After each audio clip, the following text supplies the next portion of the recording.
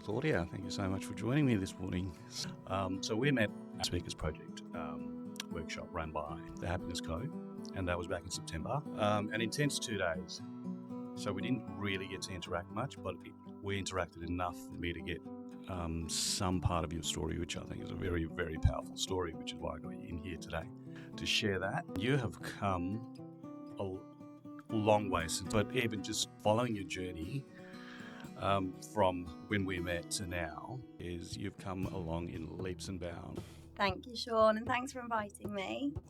We did. We met back at the Speakers Project. So I guess the main thing I probably should start with is that I'm 17 months into a sober chapter. So I have been alcohol-free for 17 months. It was a decision that I made last year when I was 38. I had a bit of an on-off relationship with alcohol. I would say I've been sober curious for about 7 years.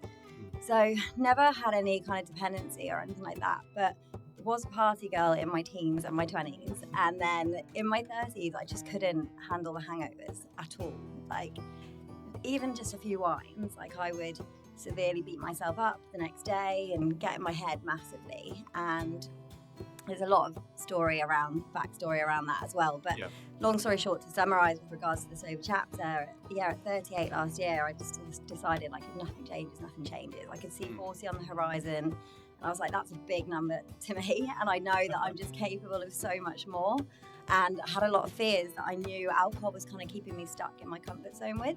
And, like fueling those fears essentially. And I just knew that if I removed it and I went all in on facing those fears and doing all the inner work, that, I could change my life forever. And that's basically what's happened already. Was there an event attached to it, or was it just a decision that, I know you said you couldn't handle the hangovers anymore, so was it something that happened over a period of time, like a protracted period of time, or something just happened where you said, no, alcohol free for the next how long? It definitely happened over a period of time. For sure. Yeah. Ever since I was in my 30s, that's when the relationship with my hangovers and myself changed. Yeah. But that I think was as a result of the circumstances in my life changing. So I had moved over here in my early 30s with a long-term partner, and I was, thinking that I was going to live the Australian dream. I was actually moving with my career as well. The company that I've been with for 7 years were bringing me out here. Yeah, right. So I had my long-term partner, my career. I was coming over to live here. Thought I'd get married, have children, all the things that you think you should do by those ages, right? By that age. And then when we got here, it just didn't go to plan. So my partner at the time, he just didn't settle here at all. He actually decided to leave after 6 months. We stayed together initially, but that was really challenging. And then the company I had moved here with, they actually pulled out of the Asia Pacific market as well. So suddenly these two big anchors of mine had gone. And I was suddenly then having to sort of socialise, build a network here, and that's when I noticed when I drank, even just a few wines, the next day I would just beat myself up. I had a lot of shame about being single again in my 30s, fear of aging, fear of not being pretty enough, fear of being alone, all of these horrible, crippling thoughts, and I would get them when I drank, basically. So it was just a pattern that suddenly appeared.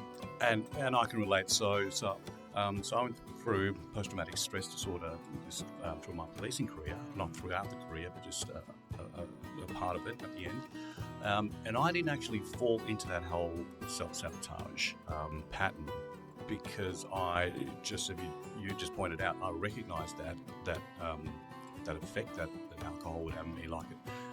It was more of a depressive sort of, and I just didn't want to delve further deeper into that space. Yeah.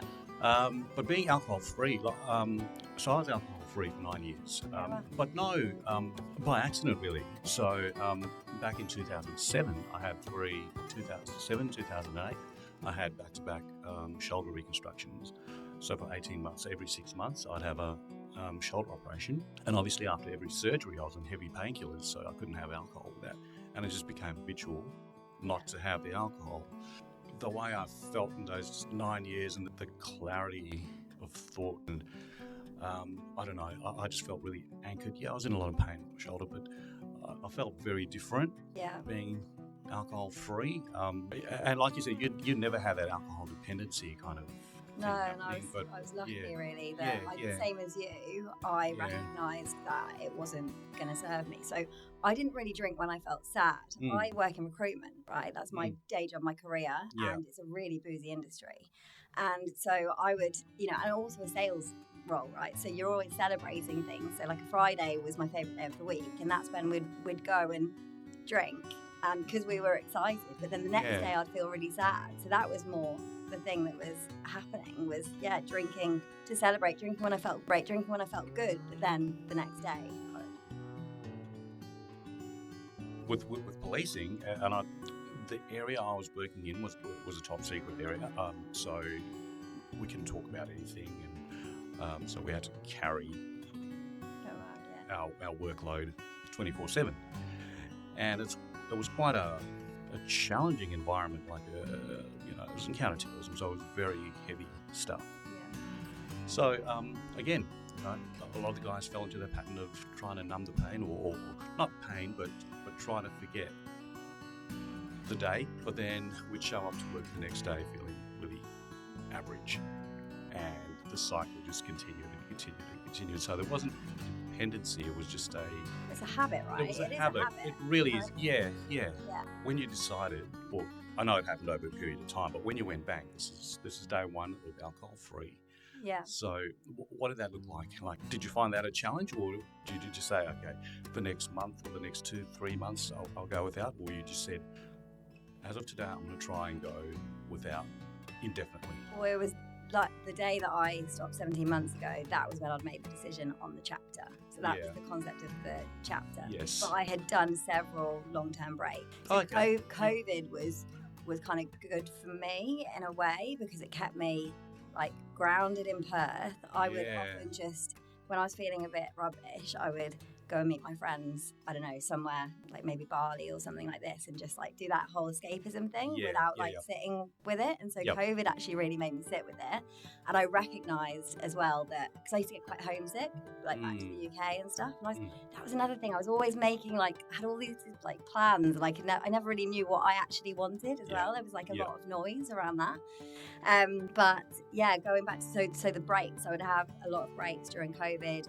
There's actually more to it as well. I got really into my fitness, and I had a PT who was very strict with me, and he actually I always say my insecurities around my appearance and all of that have actually been the things that have rescued me, essentially, because I recognised that alcohol was making me put weight on or made my skin not so good, and so it started off almost like a bit of a vanity thing, and that's when I started taking the breaks. But then when I took the breaks, it was like everything in my life would improve. Like if you look at the wheel of life, literally every single area would improve. And so I started seeing this pattern. So I was doing that probably for about 2 or 3 years, taking breaks of 2-3 months, and then going back to mindful drinking. But I was also doing a lot of inner work on myself, and it was kind of like I was learning all this stuff. I'm involved with that amazing group here in Perth called Relationship Warrior Code. Yeah, they're awesome, and Marie, who runs that, she's my coach. And I was kind of working all this stuff out about my patterns, about my childhood, and all of these things. And then when I drank, I was going back to the same patterns almost instantly, particularly with opposite sex. So it's kind of like I was having these amazing 3 months, even just a couple of nights drinking again, it would throw me back. Wow. So that's when I realised at 38 last year, if nothing changes, nothing changes. I need to do this for the long haul. I want to give myself the best opportunity I can to meet my life partner, potentially have children, find my true purpose, all of the things, and that's essentially what's happening.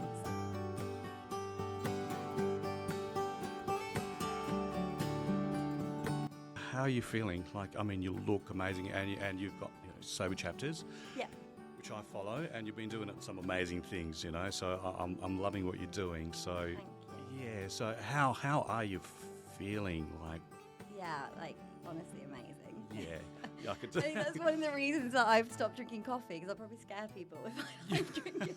Because I'm quite out there anyway. But this was the thing. I was always quite like this, but then hangovers just dimmed my light completely. Yeah. And it would take me sometimes, on a Monday, Tuesday at work, to feel back to myself again. Yeah. And because I think I was always at risk of a big night because of the fact that I was single. because you don't have that accountability, right? So there's always that chance that you'll have a couple of drinks and then be like, oh, well, I may as well stay out later, because it's not like, I've got to be home by a certain time or anything like that. And then, that was then the knock-on effect that I had. But, in answer to your question, yes, I feel amazing. But more than anything, I've just built such a, deeper relationship of, trust with myself. Yeah, and that's then seeped into every aspect of my life, because they say, don't they, if you look after your inner world, then your outer world. Absolutely, itself, so. Correct. So, I mean, a lot of my clients are, in the emergency services, they have that, some of them do have a dependency, that self-sabotage, and they want to break it. Yeah. They want to break it, but they're not quite sure how. Well, there's two things. They're not sure how, and they're afraid. Yeah. That once they break away from that vice, they're going to have to face the pain. So that they're working through that, But I think your message to them would be really quite powerful. Once that alcohol's out the way, it opens up the door to reconnect with yourself. What I have been trying to tell them is that fear is not as profound, or it's not as daunting a task as they're imagining. And it's going to be uncomfortable, but you always amplify fear. Yeah. And it's kind of like once you start leaning into it, it's a bit like the Speakers Project, right? As you heard, the first Speakers Project that I did here. Yes.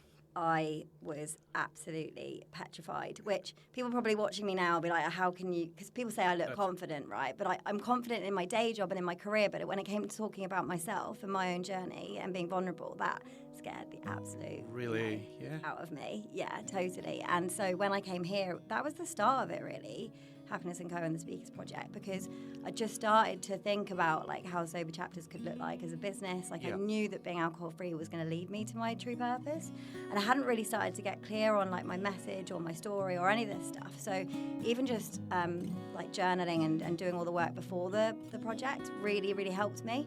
But when I got here, I was so in my head and I was just so panicked and my nervous system was going crazy. But this was the one before I think I saw you, so this was the first time. Because you stayed for the first day. It's a 2-day. Yeah, so I did the first day. And then I have this classic pattern that I've worked out, which is my ego likes to run. So that's something that I've learned from the work I've done on myself from when I was young. Interesting, Yeah, so literally on the morning of the second day, on the Sunday, I rang Danielle at I think 7 in the morning and said I'm not coming in. And I'd already warned her that I might do it. So she rang me and was like, don't be silly, just come in, you don't have to speak, just listen to the great speakers, just enjoy it.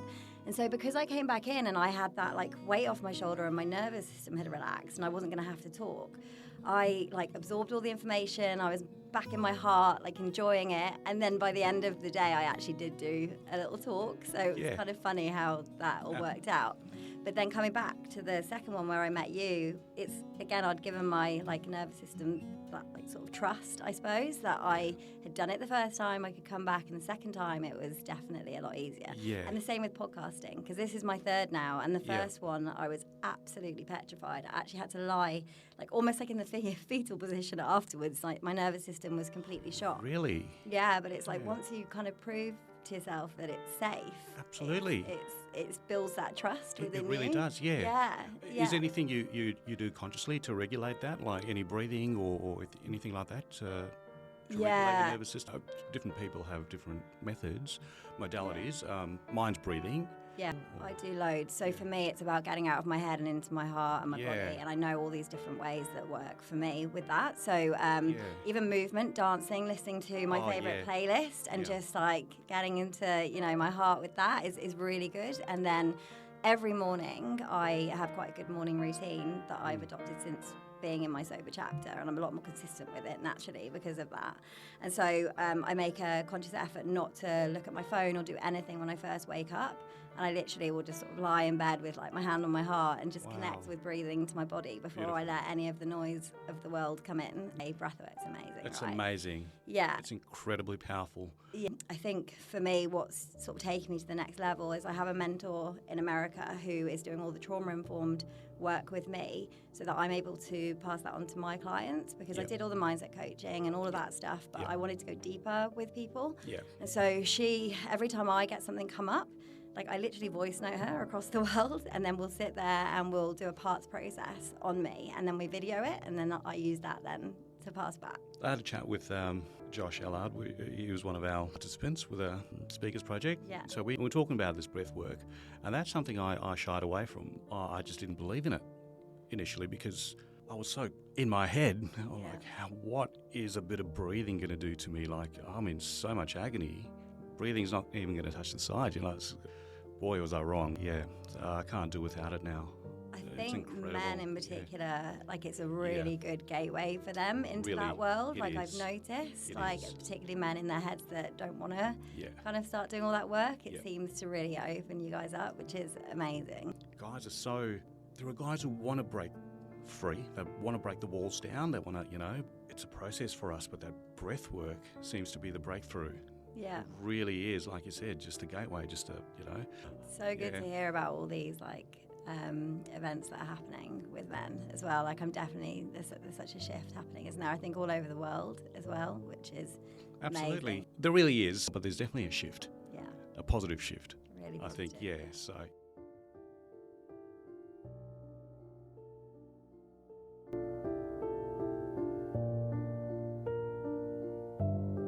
The term you just raised, age of consciousness. Age of consciousness. Yeah.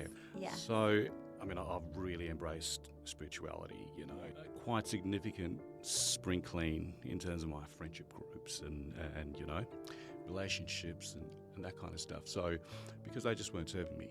But what I've found is that once I experience with Sean, I just would attract then people who are supposed to be who I'm supposed to be around. Yeah. And that's what I felt with the Speakers Project. Honestly, by the second day I was quite numb because I just absorbed everyone's energy and it was amazing. It was incredible. So and you just said it, you just get attracted to or you just attract or you're supposed to once you get in that. It's like that alignment. Right, alignment, yeah. And I think a lot of people are waking up to that now, just changing their frequency, just changing their vibration to authenticity. Yeah, Yeah, absolutely. because once you have that authenticity, you just attract the right stuff and the right people. Yeah, absolutely. It's like coming back to your heart, coming back to your true self. And that actually is like the main reason why I don't believe I'll ever go back to drinking. So even though I had said I was only giving up until I was 40 and calling it my sober chapter, I have literally, it's like I've come back to who I was truly meant to be. Yeah. And, I've done a lot of work around it, identified a lot of patterns and things, but it really has helped me come back to my heart. And then, as I just mentioned to you, I believe you've aligned with your soul's purpose. I believe I've aligned with mine. And that's when just all these doors will open. Look, with my 17 years I did in the police, the role I was in was pretty consuming. It was an all-consuming role, so I actually lost my identity, really. Yeah. I was the role. I was my position that I identified with that role, and that was my identity for so long, So I lost track of Sean, and now that he's back, and he's back with an upgrade.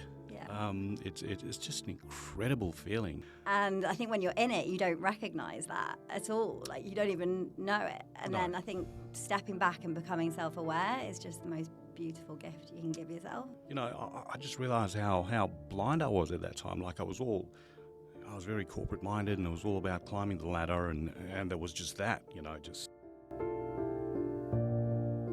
Yeah, it really is. I believe it's a fast track to healing. Yeah. Because it does. It's like when you remove alcohol, yes, you shine a light on all the insecurities and patterns and all of those things. But it, like once you're in that and you feel them, that's how you heal them, and you heal them so much quicker. Gotta feel it. You have to feel it. Yeah. You have to, and I think otherwise you can kind of like dabble in and out of doing that work. But it's kind of that's what I did. So like I would like make headway and then numb again, and by taking it away completely, that's the quickest way to heal all of it. And I think that once you start to see the magic in it, and don't get me wrong, like it's not always easy, but now that I'm kind of like so used to that uncomfortableness, like I just know to kind of like sit with it and like sometimes have fun with it, really, you know what I mean? And it's always temporary, and it always passes, and then there's always growth and magic and progress on the other side. So. But I went and brought some new teapots and like all these different teas. I went to T2, like, creative with other things. You do, yeah.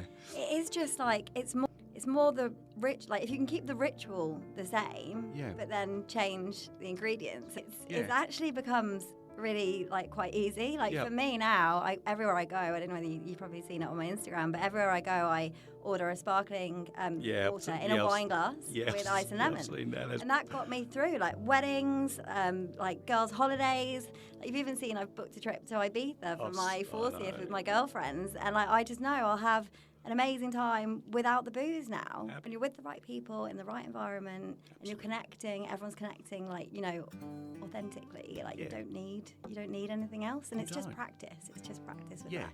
You've opened up another challenge, I guess you want to call it, with the caffeine.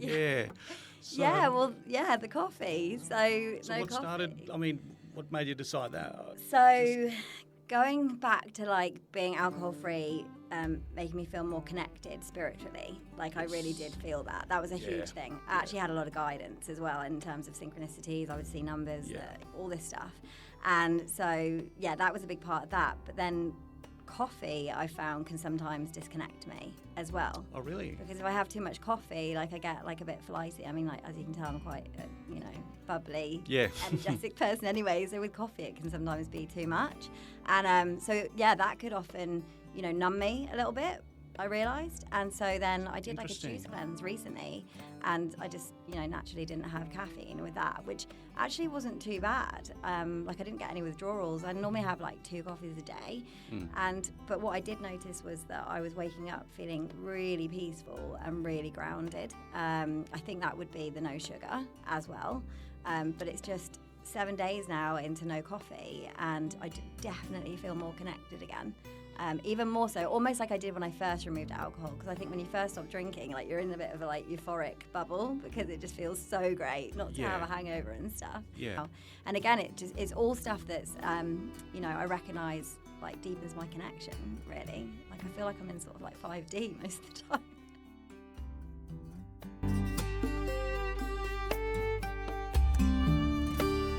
A little before COVID. So around beginning of 2019. So that year, 2019, I felt amazing. It was so good because everything started making sense again. I was like, all the pieces of the puzzle were back together, and my thoughts weren't so fragmented. And then COVID hit, which has disrupted everybody. So we went like into that first lockdown, and then after that lockdown, some friends decided, okay, we'll go out for dinner and to celebrate being allowed out like adults, And then that night I caught an Uber home, and as soon as I sat down, my legs went numb. So and then I was diagnosed with this neural condition.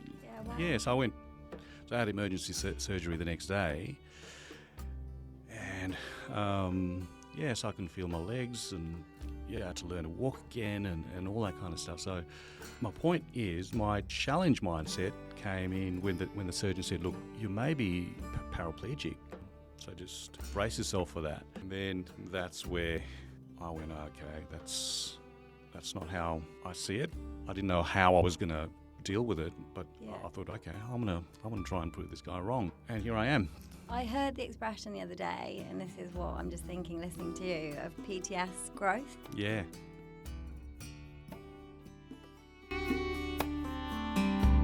I am so excited for you. Like I said, you have a really, really powerful message, and it's going to go a long way and change a lot of people. So I'm very excited to follow your journey. Thank you so much for coming. I really appreciate your time. Pleasure. Sure.